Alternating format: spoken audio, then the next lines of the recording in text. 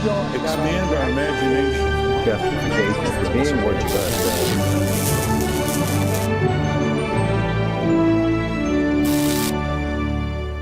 And welcome to Washington Unplugged. I'm Bill Plante. Today, a roundup of the big stories in the nation's capital, from Charlie Rangel's ethics problems to day 100 of the oil spill in the Gulf to President Obama's political problems. Today, by the way, the president is meeting with small business owners, not in the Chamber of Commerce, but at the Tasty Sub Shop in Edison, New Jersey. And then he goes into New York City for some major fundraising.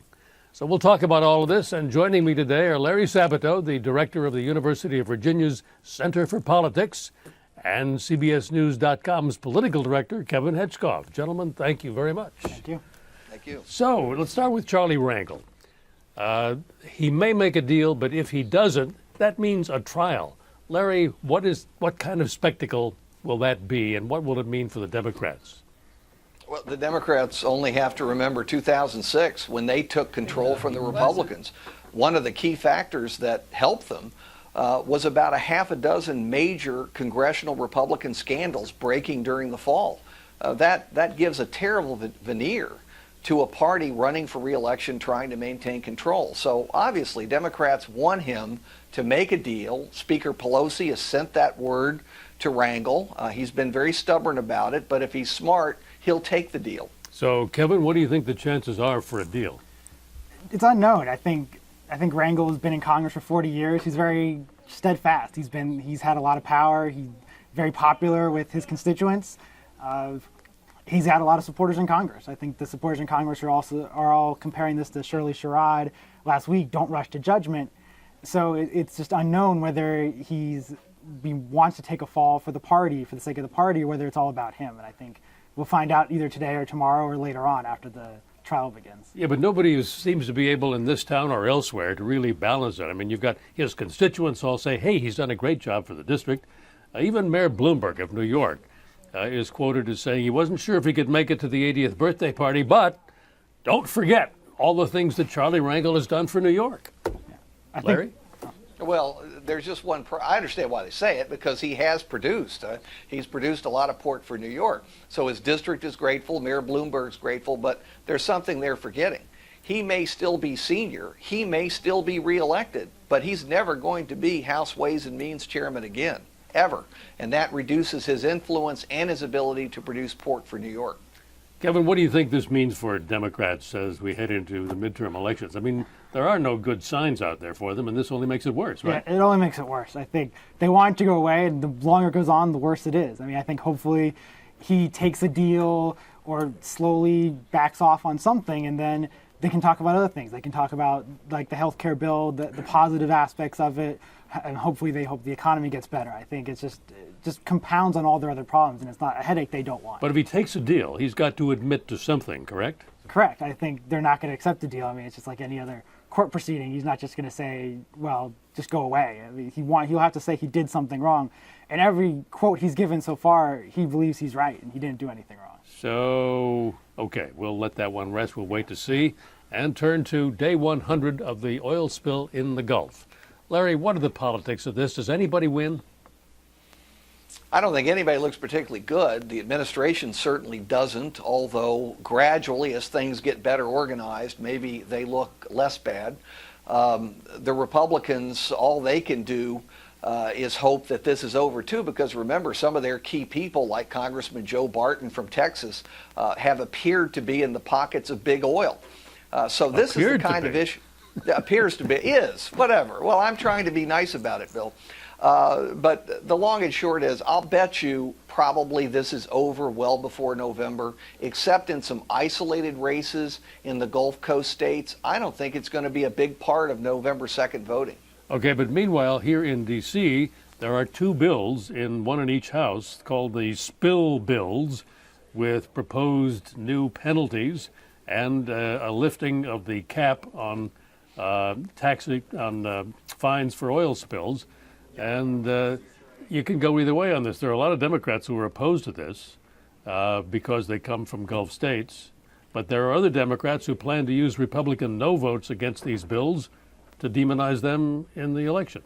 I think they're all trying to figure out what is the public going to want out of this bill. Do they want something more tough, or do they not? And I think a lot of Republicans say these liability caps will hurt small oil companies because they're the ones that can't afford it. A BP has billions of dollars of profit every quarter, and once they recover, they'll be able to pay it, but a small company won't. And so it cuts on the economic issue of small versus big business, and both parties try to be the party for small business. Speaking of small business, that is what the president is talking about today in New Jersey. He's trying to convince them that he does care. Is it a difficult sell, Larry? It's difficult because Obama has acquired the image, fair or unfair, of being anti-business. The point he's trying to make is he's been tough on big banks and big Wall Street and also maybe big oil, but he is still in favor of small business. And that's a critical distinction for the president. A president cannot appear to be anti-business and win in a bad economy because people know inevitably the government can't create most of the new jobs. The new jobs have to be created on the private sector. Right, but there doesn't seem to be a whole lot of support for the bill that he's like to push through Congress to help small business.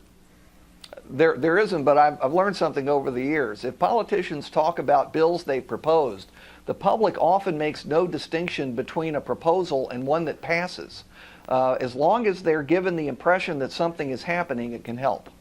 Okay, well, on the problem the Obama administration seems to be having is one of message. They can't get their message out. Sometimes it's through no fault of their own, or partly because Gibbs misspeaks and says they could lose the House, or because suddenly there's, I guess it is all their fault, come to think of it.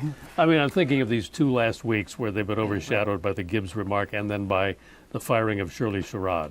And everything else gets forgotten as far as the major media is concerned. Right, I think that's why he's going on The View today. I think it's all to try to reach more people and to do it in a more relaxed setting and outside venues like CBS News and the evening news and stuff like that. So I think it's all going to be based on results. I think as long as the economy is not getting better to regular people, and whether the high-level stats say it or not, it's all about how many jobs and the unemployment rate, whether the unemployment rate goes down. And once the unemployment rate goes down, the economy gets better to regular people, then the message they hope will start to get through it. They're should be given credit for. Larry, I'm going to give you the last word because you track lots of congressional races and you have some feel for what might happen this fall. What kind of shape do you think the president's in? Right now, he's not in good shape. He could be in worse shape. He's not as low in the polls as Ronald Reagan was in 1982 in his first midterm election. But I'll tell you, if the president stays in the mid to upper 40s, he's looking at a minimal Democratic loss in the low 30s. Remember, Republicans need 39 to take control, and it's a real possibility. The Senate is a changing story. Gradually, we're seeing Republicans do better in some places where we hadn't expected it. I don't think the Republicans will take over the Senate, but I do think they're going to gain a substantial number of seats, making it difficult for Democrats to get anything done. All right. Well, we thank you, Larry Sabato and Kevin Hechtkopf. Stay tuned because it's going to be an interesting year. It already is. But moving on now, if you think the beautiful people are only in Hollywood, think again. You've probably heard that old saying that politics is show business for ugly people. Well, maybe not so much. Some of them are right here in Washington. And the Congressional Newspaper, The Hill, has revealed their annual 50 most beautiful people on Capitol Hill list. Here's Kris Kitto, the features editor of The Hill. Kris, how'd you come up with this? Well, I do take issue with that saying. I think we do have some really good-looking people. We get hundreds of nominations every year. My inbox starts overflowing in April. So we ask our readers to nominate anybody who has any business on Capitol Hill. It could be a member of Congress, it could be a staffer, it could be a cafeteria worker. I don't care, as long as the person works on Capitol Hill. And then we whittle down the pool from there. All right, well, we have a short video of featuring some of the folks who are on this year's list. Let's take a look. I'm really surprised. I mean, I'm flattered, but extremely surprised. So I'm hoping my parents will be proud. My dad's probably going to take credit for it, but I'm surprised. Yeah, my office has started a campaign to notify as many people as possible, and right on my Facebook page, and so it's starting. I'm sure when this thing actually runs, it's going to be. I may have to stay home or something. I am kind of, I guess, a little bit dreading when it actually comes out and having to walk in my office and have everybody glare and send it around via email. I think that it's going to be hard to top this in terms of my journalistic career. It's going to be up there with my biggest achievements, I think. Is Tucker jealous that you made the list and he didn't? Undoubtedly, Tucker will have a hard time sleeping tonight, and probably for the next week over this. Yes. During the summer, we all need a little bit of entertainment and lightening up in DC, and this is a good source for that. Are you single, Alexis? I am. Do you think this is going to make the boys come running to Senator Shelby's office? I don't know. I guess we'll see. I guess y'all can do like a month checkup and see the month after number one or something. Okay, the woman we just saw was your number one pick, right? Yep, her name is Alexis Latifi. She works for Senator Richard Shelby, and she moved up here recently from Alabama. So she's been great. She likes to do the raw food. She's a raw foodist, which means she only eats raw foods. So she really has embraced Washington and all the Whole Foods markets. She likes to tour all the Whole Foods markets around the city. So it's kind of fun. She, is very healthy. I think she's a good number one for the list. Okay, now let's talk about how you pick these people. I mean, how do you decide, and who decides? Well, it's a tough job, let me tell you. I'm combing through hundreds and hundreds of photos. So we invite about 70 people to take photos with us. We use a professional photographer because I think it's as much about good photography as it is about anything else. So yeah, there's a great layout in your paper. Thank you. Available online? Yeah, there's a slideshow online too. So thehill.com. Yep, exactly. So you can find it in the print edition or online. So then what we do from there is we have about 30 people within our newsroom vote. This is a very democratic process in the spirit of Congress, and Alexis Latifi was on the top of the list. I think she was a great pick. Okay, so now how do people get nominated? That's what I want to know. I mean, are there secret ballots? Yes, or? It's all anonymous because let me tell you, I get people sending me emails with poems, with these long resumes, with photo spreads that you wouldn't believe. People really get into this. Somebody sent this in? Yeah, we took that photo. That's Doug Thornell from Chris Van Hollen's office, and he brought his dogs with him. So he had fun with it. It always helps to have dogs, right? Yeah, I think it's a great Whether photo. you're trying to meet women or... Yeah, I know, it's a good buffer, right, between relations. So yeah, we get people who write poems and do all sorts of things, and self-nominations, or parents. I mean, it's crazy. People really get into it. Are there enough people on the Hill with a chutzpah to say, I'd like to nominate myself to be a beautiful person? You'd be surprised. I mean, it does take chutzpah to be a politician, right? And Capitol Hill is a training ground for politicians. So. Well, speaking of that, there are not very many members of Congress on your beautiful people list. No, there are a few. The number one member, it's actually number 3, Kirsten Gillibrand, senator from New York. I think she's a great example because, you've seen what she's been through these past 2 years, taking over Hillary Clinton's seat, beating back naysayers and campaign opponents, raising 2 children, losing her baby weight from her 2-year-old Theo. She is really focused on her health amidst all of the other things she's doing. So I think it's pretty remarkable. And a lot of staffers, but also a lot of those lobbyists. Now, the word lobbyist is kind of a dirty word outside of Washington, D.C. It is, but they're people that we work with every day inside D.C., right? So I guess it's, and they work on Capitol Hill, so of course we're going to include them in our list. One notable lobbyist, her name is Sarah Spear. She's great. She's a lot of fun, and she came to the photo shoot in an Oscar de la Renta gown. So she really made a splash and was a lot of fun to work with. Yeah, you won't find many congressional staffers in Oscar de la Renta gowns. I don't think so. So she sets herself apart in that way. She looks ravishing in it, so I'm glad she came that way. Now, the other member that you chose, whom I noticed, there may be others, was Jesse Jackson Jr. Here's the picture of him. Yeah, this is a great photo of him. He kind of underwent a transformation in the past decade. Jesse Jackson Jr. was on People magazine's Sexiest Man Alive list in the late 90s.